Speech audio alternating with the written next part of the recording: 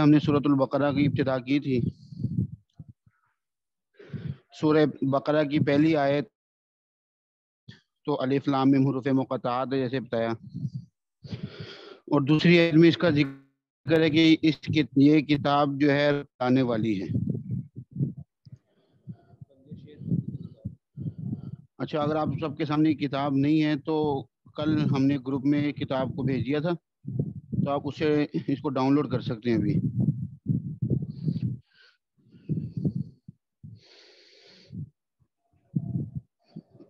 تو یہ بتایا کہ جب یہ بتا دیا کہ کتاب ہدایت والی ہے، تو آگے اس کتاب سے کون لوگ ہدایت لیتے ہیں، کون اس کتاب سے دشمنی کرتے ہیں، اور کون اس میں دوغلی پالیسی اختیار کرتے ہیں، ان کا ذکر ہے. پہلی قسم کے لوگ تو وہ ہیں جو اس ہدایت والی کتاب کو کیا کرتے ہیں، دل و جان سے مان لیتے ہیں. وہ کون ہیں؟ للمتقین، ڈرنے والے، الذین یؤمنون بالغیب، وہ جو یقین رکھتے ہیں چھپی ہوئی چیزوں پر.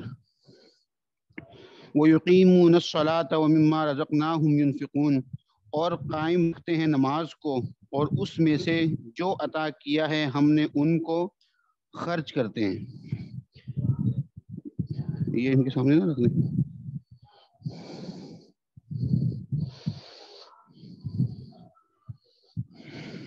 اس تار کو سیدھا کر لو، ایسے کر لو کہ وہ بینڈ نہ ہو. اور ہم نے ان کو جو اور اس کے ہم نے ان کو خرچ کرتے ہیں.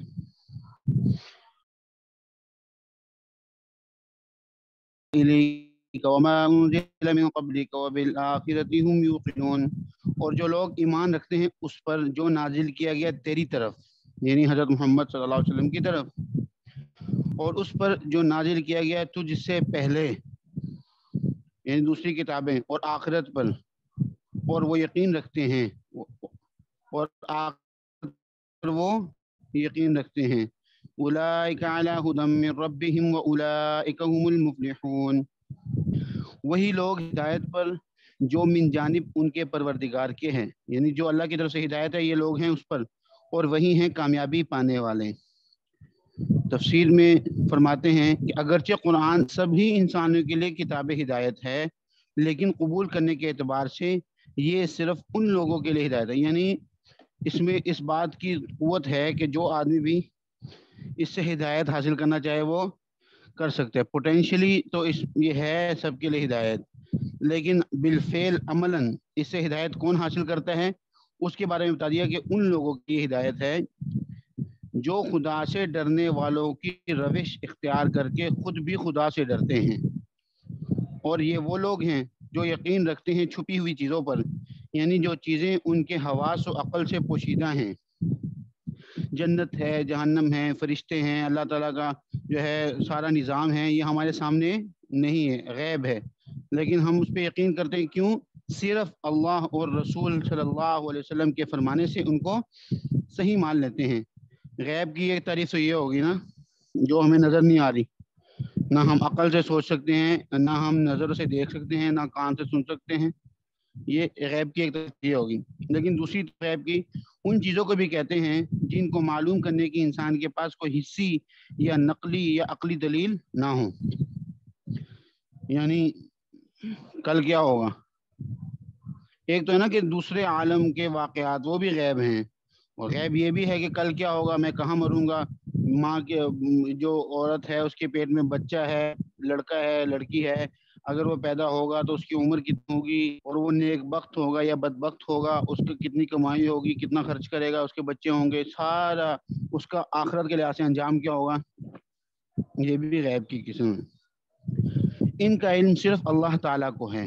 یہاں یہ غیب مراد نہیں ہے، کیونکہ یہاں جو چیزیں مراد ہیں مثلا جنت، دوزخ اور فرشتے وغیرہ، ان کا علم تو نقلی دلیل یعنی اللہ اور اس کے رسول کے بتانے سے ہو گیا. یہاں پہ کون سا غیب مراد ہے، یعنی جنت جہنم والا وہی مراد ہے. کیونکہ جو دوسرا غیب ہے یعنی وہ غیب جو ہمارے مثال کے طور پر واقعات میں پیش آتا ہے، کل کیا ہوگا، کب ہوگی، کتنی ہوگی، یہ غیب یہاں پہ مراد نہیں ہے. کیونکہ یہ تو بتا دیا گیا نا، یہ جو فرشتوں والا ہے وہ تو ہمیں بتا دیا گیا. اور قائم رکھتے ہیں نماز کو. یعنی اس کو پابند قائم کرنے کا کیا مطلب ہے؟ صرف کسی بھی وقت میں وہ جو ہے نا اٹھنا بیٹھنا اور جو ہے نا اوپر نیچے ہو جانے سے نماز ہو جائے گی، یہ نماز قائم کرنے میں شامل ہوگا؟ ایسا نہیں ہے.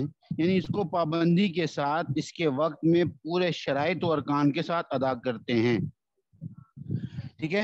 اور جو کچھ ہم نے ان کو دیا ہے اس میں سے نیک کاموں میں خرچ کرتے ہیں.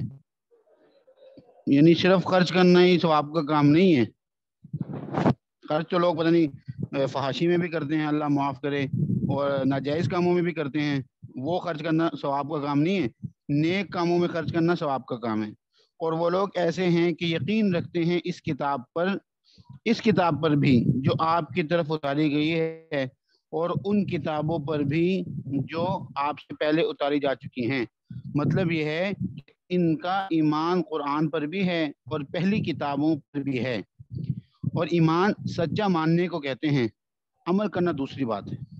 یعنی ایمان لانے کا مطلب یہ نہیں ہے کہ ہم ان کتابوں پر عمل بھی کرتے ہیں.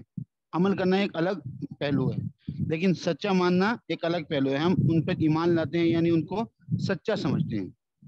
عمل کس پہ کرنا ہے؟ وہ ہمارے اپنے قرآن پاک جو اس آخری شریعت پہ کرنا ہے. جتنی کتابیں اللہ نے پہلے انبیاء پر نازل فرمائی ہیں ان کو سچا ماننا فرض اور شرط ایمان ہے. اس لیے کہ دیکھو ان کا ذکر قرآن پاک میں آیا ہے نا، ہم نے قرآن پر ایمان لے کے آنا کہ نہیں لے کے آنا؟ لے کے آنا لازمی بات ہے. تو جب قرآن پر ایمان لائیں گے تو سب کتابوں پر آٹومیٹک ایمان خود آ جائے گا. ان کو سچا ماننا فرض اور شرط ایمان ہے. یعنی یہ سمجھے کہ جس طرح اللہ تعالیٰ نے نازل فرمائی تھی وہ صحیح ہیں. اب یہ ایمان ضرور ہے کہ فلاں چرچ میں جو قرآن بائبل رکھی ہوئی ہے وہ صحیح ہے، اس لیے کہ ہمیں پتہ نہیں ہے کہ جس طرح اللہ نے نازل فرمائی تھی ویسی ہے یا نہیں ہے، تحریف ہوئی یا نہیں ہوئی. اور لازماً ہوئی ہے. جب اللہ تعالیٰ نے فرمایا تو ہم اس کو سچا نہیں مانتے جو ان کے ہاتھوں میں ہے. ہم کہتے ہیں اللہ نے جس وقت جو کتاب نازل فرمائی تھی وہ کیا ہے؟ وہ سچی کتاب ہے. اب انہوں نے جو تبدیلی کر دی تو وہ سچی نہیں ہے. یعنی یہ سمجھے کہ جس طرح اللہ نے نازل فرمائی تھی وہ صحیح ہیں، تو غرض لوگوں نے جو ان میں تبدیل و تحریف کی ہے وہ غلط ہے. اب ہم نے کہا ایمان لے کے آنے کا مطلب کیا ہے کہ سچا مانا. عمل کا کیا حکم ہے؟ عمل کرنا نہیں کرنا وہ کیا ہے؟ آگے آ رہا ہے رہ گیا عمل. یعنی سچا تو مان لیا، اب وہ اگر کوئی کہے کہ سچا مانتے پھر عمل کیوں نہیں کرتے؟ کیونکہ عمل کے بارے میں یہ ہے کہ وہ صرف قرآن پر ہوگا. پہلی کتابیں سب منسوخ ہو گئیں، ان پر عمل جائز نہیں ہے، اور یہ لوگ کامیاب ہیں. یعنی ایسے لوگوں کو دنیا میں تو یہ نعمت ملی کہ راہ حق ملی، سچا راستہ مل گیا، اور آخرت میں ہر طرح کی کامیابی ان کی ہے. یہ تو وہ لوگ ہیں جو پورا ایمان لے کے آنے والے ہیں، دل و جان سے، زبان سے اقرار بھی کرتے ہیں اور دل سے مانتے بھی ہیں. دوسری قسم ان لوگوں کی ہے جو نہ دل سے مانتے ہیں نہ زبان سے، یعنی اعلانیہ کافر ہیں. ایسے لوگ قرآن کی اصطلاح میں کافر کہلاتے ہیں. وہ کیسے ہوتے ہیں؟ ان کی خصلتیں آگے اللہ تعالیٰ نے بیان فرمائی ہیں کہ ان الذین کفروا سواء علیہم انذرتہم ام لم تنذرہم لا یؤمنون. بے شک جو لوگ کافر ہو چکے برابر ہے ان میں، خواہ ڈرائے تو ان کو یا نہ ڈرائے. یعنی ان کو اب وہ جو کافر ہیں پکے ان کے دلوں پہ مہریں لگی ہیں، وہ نہیں اب بات ماننے والے. ٹھیک ہے، وہ ایمان نہ لائیں گے. ختم اللہ علی قلوبہم وعلی سمعہم، مہر کر دی، یعنی گویا کہ مہر لگا دی اللہ نے ان کے دلوں پر اور ان کے کانوں پر. اور آنکھوں کے بارے میں کیا فرمایا؟ وعلی ابصارہم غشاوۃ ولہم عذاب عظیم، اور ان کی آنکھوں پر پردہ ہے اور ان کے لیے ہے عذاب بڑا. ٹھیک ہے، اس کی تفسیر میں فرماتے ہیں کہ بے شک جو لوگ پکے کافر ہو چکے ہیں اور جنہوں نے یہ طے کر لیا ہے کہ اسلام کی حقانیت پر خواہ کتنے ہی روشن دلائل آ جائیں وہ اپنے دین پر جمے رہیں گے. انہوں نے پتہ بھی چل جائے نا کہ ایمان صحیح ہے، نبی صلی اللہ علیہ وسلم حق نبی ہیں، اس کے باوجود انہوں نے نہیں مانا. کئی وجوہات ہو سکتی ہیں، قبائلی وجوہات بھی ہو سکتی ہیں اور اپنی ذاتی تعصب بھی ہو سکتا ہے. قبائلی وجوہات سے مراد یہ ہے کہ بھئی کہ یہ ہمارے قبیلے کی شان اس سے خراب ہو جائے گی، ہم دوسرے قبیلے کو بڑا مان لیں گے نا. اب یہاں پہ تو اتنا جو شہری ماحول ہے اس میں تو یہ بات نہیں زیادہ چلتی. دیہاتی ماحول میں یا دوسرے قبائلی نظام میں اس بات کا بہت خیال رکھا جاتا ہے کہ ہمارا قبیلہ کسی دوسرے قبیلے سے نیچے نہ ہو جائے. اگر ہم کسی دوسرے کی عزت کریں گے تو اس کا کیا مطلب ہے کہ ہماری عزت کم ہو جائے گی. حالانکہ اگر وہ اپنے دوسرے قبیلے کی عزت بھی کر لیتے تو مجموعی طور پر تو عرب کی عزت بڑھنی تھی نا، کہ عرب میں ایک آدمی آیا جو اللہ کا پیغمبر ہے اور سارے لوگ مانتے ہیں، تو کس کا ذکر عزت بڑھنی تھی. انہوں نے اپنی ایک جزوی طور پر تو دیکھا کہ ہم آپس میں اگر دیکھیں مثال کے طور پر دونوں بیٹھے ہیں ساتھ ساتھ، میں کہوں کہ ان کی عزت میں اضافہ کیوں ہوگا، میری کم ہو جائے گی ایک لحاظ سے دیکھ. لیکن آپ اگر دوسری طرف بیٹھے ہوئے تو آپ کہیں گے یہ دونوں ہی، یہ تپائی کے اس طرف جتنے بھی ہیں دونوں ہی بہت معزز ہیں، تو ان کی عزت ہوگی، میں ان کے ساتھ بیٹھوں تو میری عزت بھی ہوگی نا، عزت مند آدمی کے ساتھ بیٹھے. لیکن انہوں نے اس چیز کو دیکھا نہیں ہے. کیوں نہیں دیکھا؟ کیونکہ ان کے مہرے لگ گئی ہیں. ٹھیک ہے. بے شک جو لوگ پکے کافر ہو چکے ہیں اور جنہوں نے یہ طے کر لیا ہے کہ اسلام کی حقانیت پر خواہ کتنی ہی روشن دلائل آ جائیں وہ اپنے دین پر جمے رہیں گے، برابر ہے ان کے حق میں، خواہ آپ ان کو ڈرائیں یا آپ ان کو نہ ڈرائیں، وہ ایمان نہ لائیں گے. ان کی اس ضد اور ہٹ دھرمی کی وجہ سے، یعنی یہ نہیں کہ اللہ نے مہر لگائی ہے تو وہ ایسے ہوئے ہیں. اللہ نے جب دیکھا نا کہ اتنے ہٹ دھرم ہیں کہ ان کو جتنا مرضی سمجھا دو، معجزے دکھا دو، جتنے مرضی معجزے دکھا دو، انہوں نے ماننا نہیں، تو اللہ نے پھر کیا کیا؟ ان ہٹ دھرمی کی وجہ سے مہر لگا دی ہے اللہ نے ان کے دلوں پر اور ان کے کانوں پر، جس کے بعد ان میں حق کو قبول کرنے کی اور حق کو سننے کی اور اس سے متاثر ہونے کی صلاحیت ختم ہو جاتی. متاثر ہونے کا کیا مطلب؟ اثر لینا. یعنی میں نے کسی چیز کو دیکھا، کسی کے پاس گاڑی ہے مثال کے طور پر، ایک آدمی نے اس کو دیکھا تو اس نے اثر لے لیا اس کا، اس کے پاس ہے میرے پاس نہیں ہے. یا کسی دیندار آدمی کو دیکھا ماشاءاللہ سنت کے مطابق زندگی گزارتا ہے اور اہتمام کے ساتھ نماز پڑھتا ہے اور سارا اس کا جو ہے نا دین کے مطابق ہے، تو اس کا اثر لے لیا کہ میں کیوں نہیں ہوں اس طرح، اور اثر لے کے اس کی طرح کیوں نہ ہو جاؤں. لیکن انہوں نے کہا کہ ان کے اندر متاثر ہونے کی صلاحیت ختم ہو جاتی، اور حق کو حق دیکھنے سے روکنے کے لیے ان کی آنکھوں پر پردہ ہے اس کی پاداش میں. کیونکہ اب یہ پہلے انہوں نے ہٹ درمی کی اور اس کا بدلہ ان کو ملا، اور آخرت میں کیا ہوگا؟ ان کے لیے بڑا عذاب ہے. یہ بات ان کافروں کے متعلق ہے جن کی نسبت خدا تعالیٰ کو معلوم ہے کہ ان کا خاتمہ کفر پر ہوگا. عام کافر مراد نہیں، کیونکہ ان میں سے بہت سے لوگ بعد میں مسلمان ہو گئے. یعنی جن کافروں کے بارے میں اللہ تعالیٰ کو یہ پتہ ہے نا کہ مسلمان ہو جائیں گے بعد میں، ان کے بارے میں یہ نہیں فرمایا. اللہ تعالیٰ کو تو علم ہے نا سب چیزوں کا، تو جن کے بارے میں اللہ کو پتا تھا کہ انہوں نے ایمان نہیں لے کے آنا، تو آپ صلی اللہ علیہ وسلم کو بھی یہ ہے کہ ایک طور پر مطمئن کر دیا کہ آپ ان کے پیچھے نہ پڑیں. جن لوگوں کے اندر صلاحیت ہے حق کو قبول کرنے کی، ان پہ محنت کریں، وہ مسلمان بھی ہو سکتے ہیں. اور اللہ کو پتا کہ انہوں نے مسلمان ہونا ہے. یہ تو دوسری قسم ہوگی نا، پکے مومن پکے کافر. اب یہ جو درمیانی قسم ہے ان کے بارے میں بتا رہے ہیں. تیسری قسم جو صرف زبان سے مانتے ہیں دل سے نہیں، ایسے لوگوں کو منافق کہا جاتا ہے. موبائل رکھنا، ان کے بارے میں فرمایا وَمِنَ النَّاسِ مَن يَقُولُ آمَنَّا بِاللَّهِ وَبِالْيَوْمِ الْآخِرِ وَمَا هُمْ بِمُؤْمِنِينَ. اور لوگوں میں سے بعض ایسے ہیں جو کہتے ہیں ہم ایمان لائے اللہ پر اور آخری دن پر، حالانکہ نہیں ہیں وہ ایمان والے. وہ کرتے کیا ہیں؟ يُخَادِعُونَ اللَّهَ وَالَّذِينَ آمَنُوا وَمَا يَخْدَعُونَ إِلَّا أَنفُسَهُمْ وَمَا يَشْعُرُونَ. چال بازی کرتے ہیں اللہ سے اور ان لوگوں سے جو ایمان لا چکے. یعنی اپنے طور پر تو سمجھتے ہیں کہ ہم اللہ کو چکر دے رہے ہیں، اور معاذ اللہ، اللہ کو کون چکر دے سکتا ہے؟ اور دراصل کی دھوکہ نہیں دیتے مگر اپنے آپ کو، اور شعور نہیں رکھتے. یعنی وہ دھوکہ تو اپنے آپ کو دے رہے ہیں لیکن ان کو پتہ ہی نہیں کہ میں اپنے آپ کو دھوکہ دے رہے ہیں ہم لوگ. اچھا، ان کی کیا ہے؟ ان کو فی قلوبہم مرض فزادہم اللہ مرضا ولہم عذاب علیم بما کانوا یکذبون. اچھا، ان دلوں میں بیماری ہے، ان کے دلوں میں بیماری ہے، پھر بڑھا دیا ان کو اللہ نے بیماری میں، ان کی بیماری میں کیا کر دیا؟ اضافہ کر دیا. اور ان کے لیے دردناک عذاب ہے، دردناک، اس وجہ سے کہ جھوٹ کہتے تھے، یعنی اپنے آپ کو مومن کہہ کر اور مومن ہوتے نہیں تھے. وَإِذَا قِيلَ لَهُمْ لَا تُفْسِدُوا فِي الْأَرْضِ قَالُوا إِنَّمَا نَحْنُ مُصْلِحُونَ، اور جب کہا جاتا ہے ان کو فساد مت کرو، مت فساد کرو زمین میں، تو کہتے ہیں محض ہیں ہم اصلاح کرنے والے، ہم تو اصلاح کرنے والے ہیں، ہم کام فساد مچانے والے ہیں۔ الا انہم هم المفسدون ولکن لا یشعرون، جان لو بے شک وہی ہیں فساد کرنے والے لیکن نہیں سمجھتے، یعنی فساد کرنے والے تو یہی ہیں اور یہ اپنے آپ کو اصلاح کرنے والے سمجھتے ہیں، ان کی عقل اور ان کی فہم کی کوتاہی ہے۔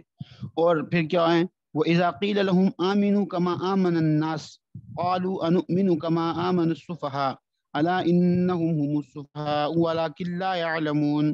اچھا، جب کہا جاتا ہے ایمان لاؤ جیسا ایمان لائے اور لوگ، یعنی اور بھی تو ایمان لے کے آئے نا، صحابہ ان کی طرح ایمان لے، یہ معلوم ہو کہ صحابہ معیار حق ہے، صحابہ کی طرح ایمان لے کے آنا ہی کافی ہے، ٹھیک ہے۔ تو جب کہا جاتا ہے ان کو ایمان لاؤ جیسا ایمان لائے اور لوگ، تو کہتے ہیں کیا ہم ایمان لائے جیسا ایمان لائے بے وقوف، یعنی اللہ معاف کرے ان کو ایمان لانے والے کو کیا کہتے ہیں، بے وقوف۔ اللہ تعالیٰ کیا فرماتے ہیں، جان لو بے شک وہی ہیں بے وقوف لیکن نہیں جانتے، جو دوسروں کو بے وقوف کہہ رہے ہیں وہ خود کیا ہیں، بے وقوف ہیں لیکن جانتے نہیں ہیں۔ وَإِذَا لَقُوا الَّذِينَ آمَنُوا قَالُوا آمَنَّا وَإِذَا خَلَوْا إِلَىٰ شَيَاطِينِهِمْ قَالُوا إِنَّا مَعَكُمْ إِنَّمَا نَحْنُ مُسْتَهْزِئُونَ، اور جب ملاقات کرتے ہیں وہ مسلمانوں سے تو کہتے ہیں ہم ایمان لے آئے ہیں، اور جب تنہا ہوتے ہیں اپنے شیطانوں کے پاس تو کہتے ہیں کہ بے شک ہم تمہارے ساتھ ہیں، ہم محض ہنسی اڑاتے ہیں مسلمانوں کو۔ دونوں کو ہی گویا کے طور پر کیا کر رہے ہیں، خوش کر رہے ہیں، لیکن جتنا ہی اپنے آپ کو ڈھیل دینے کے چکروں میں نا اتنا ہی زیادہ پکڑے جائیں گے یہ لوگ۔ اللہ یستہزئ بہم ویمدہم فی طغیانہم یعمہون، اللہ ہنسی اڑاتا ہے ان کی اور ڈھیل دیتا ہے ان کو کہ وہ اپنی سرکشی میں حیران ہیں، ٹھیک ہے۔ اولئک الذین اشتروا الضلالة بالہدى فما ربحت تجارتهم وما كانوا مہتدین، یہی ہیں، یہ وہی ہیں جنہوں نے خرید لی گمراہی ہدایت کے بدلے، یعنی ہدایت دے دی اور گمراہی لے لی، سو نہ نفع بخش ہوئی ان کی تجارت اور نہ ہوئے وہ راہ پانے والے۔ مثلهم كمثل الذي استوقد نارا فلما أضاءت ما حوله ذهب الله بنورهم وتركهم في ظلمات لا يبصرون۔ اچھا، ان کی مثال کیا ہے، ان کی مثال اس شخص کی سی ہے جس نے جلائی آگ، پھر جب روشن کر دیا آگ نے اس کے آس پاس کو تو لے گیا اللہ ان کی روشنی اور چھوڑ دیا ان کو اندھیرے میں۔ صم بکم عمی فہم لا یرجعون، تو کیا کچھ نہیں دیکھتے، بہرے ہیں، گونگے ہیں، اندھے ہیں، سو نہیں لوٹیں گے۔ جب آگ بند ہوگی تو پھر ان کو کچھ نظر نہیں آتا۔ یا دوسری مثال بیان کی، ظلمات ورعد وبرق یجعلون اصابعهم فی آذانهم من الصواعق حذر الموت واللہ محیط بالکافرین، یا ان کی مثال ایسی ہے جیسے زور کی بارش ہو آسمان سے، اب اس میں کیا ہے، اندھیرے ہیں اور گرج اور بجلی بھی ہے، دیتے ہیں اپنی انگلیاں اپنے کانوں میں مارے کڑک کے، جب بجلی کڑکتی ہے تو وہ کیا کرتے ہیں، انگلیاں کانوں میں ڈال لیتے ہیں موت کے ڈر سے مر نہ جائیں، اور اللہ احاطے میں لیے ہوئے ہیں کافروں کو۔ یکاد البرق یخطف ابصارهم كلما اضاء لهم مشوا فيه واذا اظلم عليهم قاموا ولو شاء الله لذهب بسمعهم وابصارهم ان الله على كل شيء قدیر، جب چمکتی ہے بجلی ان پر تو چلنے لگتے ہیں کی روشنی میں، یعنی جب روشنی ہوتی ہے تو چلنے لگتے ہیں، اور جب اندھیرا ہوتا ہے ان پر تو کھڑے رہ جاتے ہیں، اور اگر اللہ چاہتا تو اللہ تو لے جاتا ان کے کان اور ان کی آنکھیں، بے شک اللہ ہر چیز پر قادر ہے۔ یعنی وہ جو اللہ ان کی آنکھیں اور کان لے جاتا تو ان کو بجلی کی چمک میں بھی کچھ نظر نہ آتا، لیکن ابھی اللہ نے ان کو کیا دیا ہے، اتنی قوت دی ہے کہ وہ چل سکتے ہیں دیکھ کر۔ اچھا اب اس کی تفصیل آگے جو ہے نا تفصیلی ترجمہ آگے دوبارہ اس کو دیکھ لیں.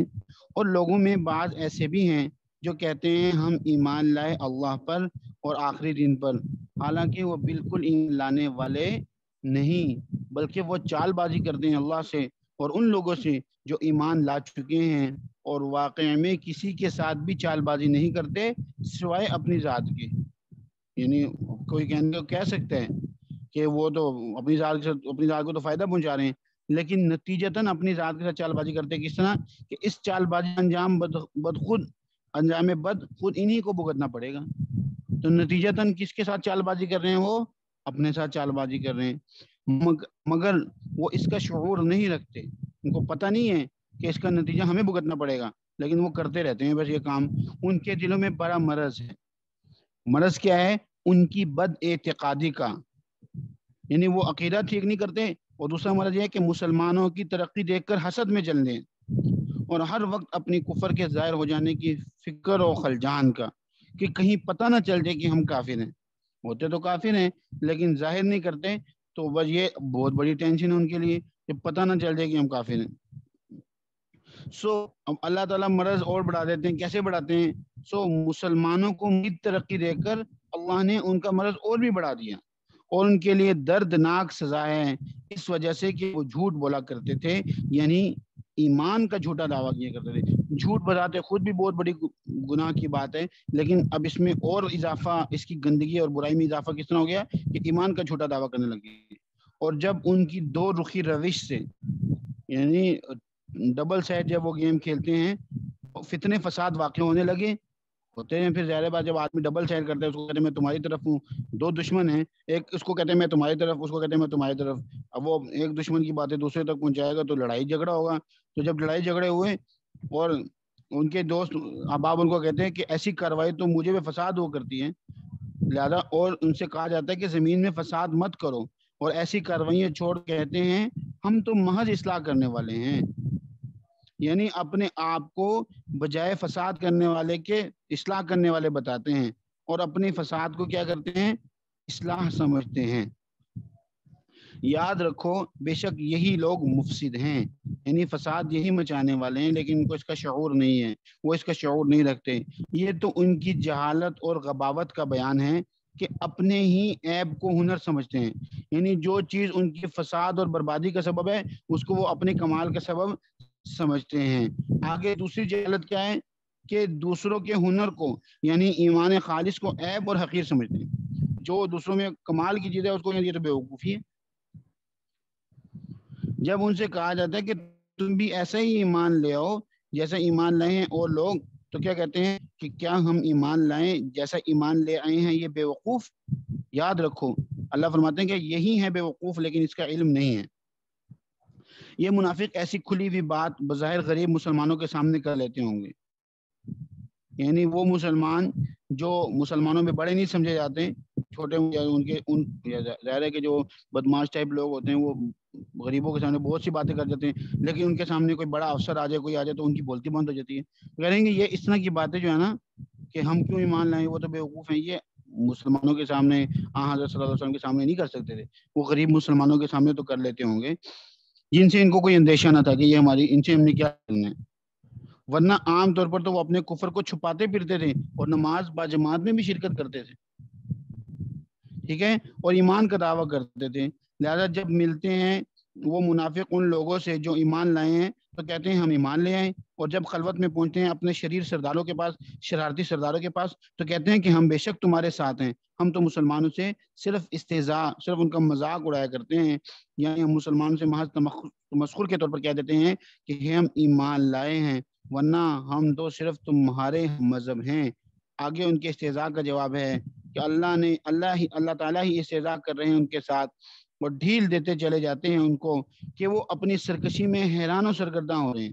اب اللہ کی استہزاء کیا ہے؟ اللہ کا استہزاء یہی ہے کہ ان کو مہلت دی جا رہی ہے، جب وہ کفر میں خوب کامل ہو جائیں اور ان کا جرم خوب سنگین ہو جائے، اس وقت اچانک پکڑ لیے جائیں گے. یعنی اللہ ان کا مذاق اس طرح کر رہے ہیں کہ وہ آپ کو صحیح سمجھ رہے ہیں اور ترقی کر رہے ہیں اپنے طور پر، لیکن وہ الٹی ترقی کر رہے ہیں. جہنم میں جانے کے لیے جو ہے نا وہ کیا کر رہے ہیں؟ الٹی ترقی کر رہے ہیں. تو اللہ تعالیٰ کو روکنے کو تو ابھی بھی روک سکتے ہیں، لیکن اللہ نے ان کا ایسا مذاق بنایا کہ بس تم ترقی کرو اور ترقی تمہاری الٹی ہو رہی ہے،